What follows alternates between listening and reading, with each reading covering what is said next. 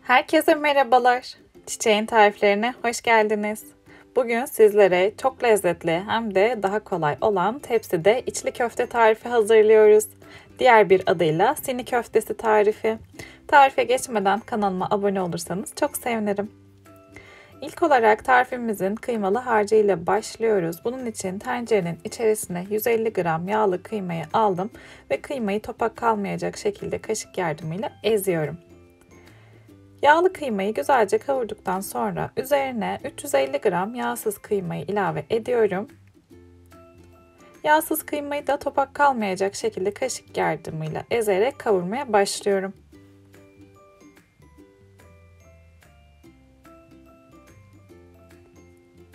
Kıymalar pişerken önce suyunu salacak, sonrasında suyunu çekecek. Suyunu çekip yağ düşünceye kadar kıymayı güzelce pişiriyoruz.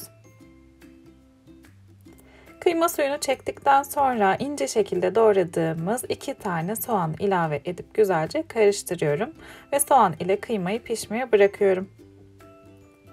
Soğanlar da tamamen yumuşadıktan sonra 1 yemek kaşığı tereyağını tencereye aldım ve güzelce karıştırıyorum. Ardından yarım yemek kaşığı domates salçası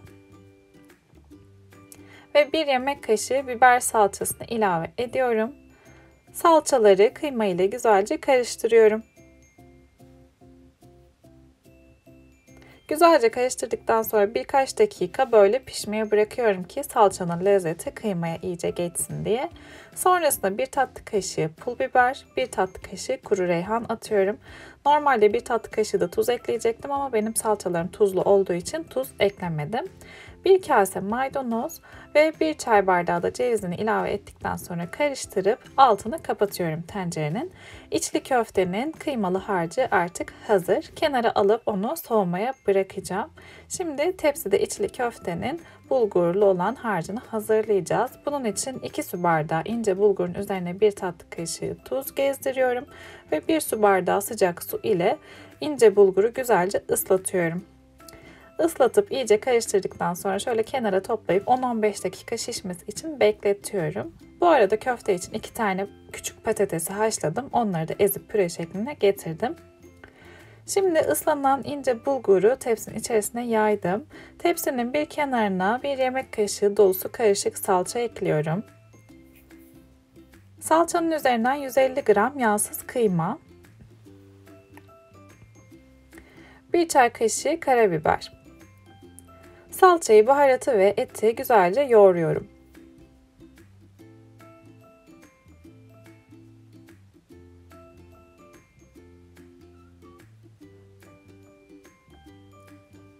Şimdi kıymayı bulgurun üzerine çektim ve öncelikle bulgurla kıymayı güzelce karıştırıyorum. Bulgur ve kıyma iyice karıştıktan sonra yoğurmaya başlayacağım.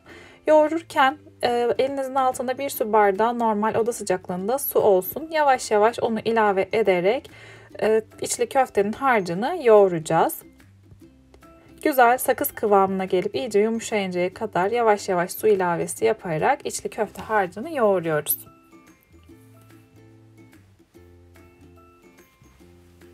Eğer beni buraya kadar izlediyseniz ve kanalıma henüz abone değilseniz yeni tariflerimden anında haberdar olmak için kanalıma abone olup bildirim zilini açabilirsiniz. İçli köfte harcını güzelce yoğurduktan sonra şimdi 1 tepeleme kaşık unu ve püre haline getirdiğim 2 tane küçük haşlanmış patatesi içerisine ekliyorum.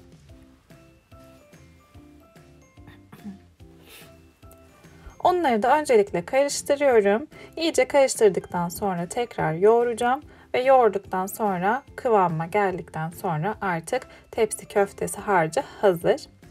Ben 4 eşit parçaya bölüyorum. Şimdi hazırladığımız bu tepsi köftesinin harcını 2 parçada açacağım taban kısmını ve üst kısmını da yine 2 parçada açacağım. Rahat açılması için altına yağlı kağıt serdim ve üzerine de streç film yapıştırıyorum. Merdane yardımıyla açıyorum.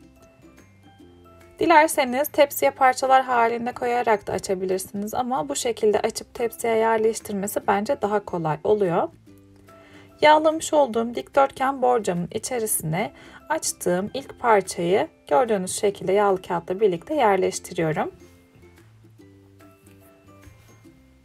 Elimle kenarlarını düzeltiyorum. Kenarlarını bir parmak olacak şekilde gördüğünüz gibi yükselttim.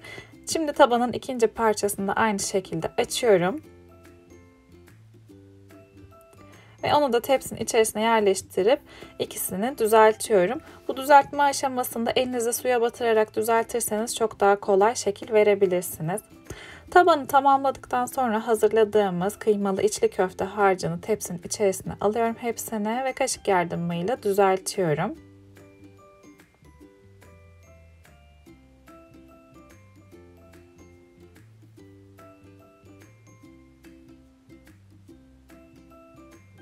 Sıra geldi üst parçalarını açmaya. Onu da aynı şekilde yine tabanında yağlı kağıt, üstünde streç film ile açıyorum ve tepsinin üzerine yerleştiriyorum. Elimi suya batırarak üst parçaları da güzelce düzeltiyorum.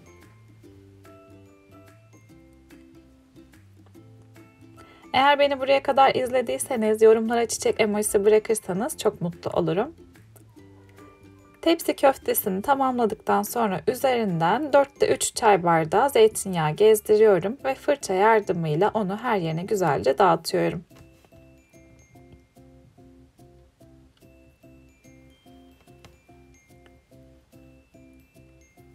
Fırına vermeden önce tepside içli köfteyi dilimleyeceğiz ve sonrasında fırına vereceğiz. Ben dilimleme işlemi için hamur kesiciye kullanıyorum. Daha rahat oldu. Derine çok daha rahat indi. Siz de dilerseniz böyle bir keski aletiyle dilimleyebilirsiniz.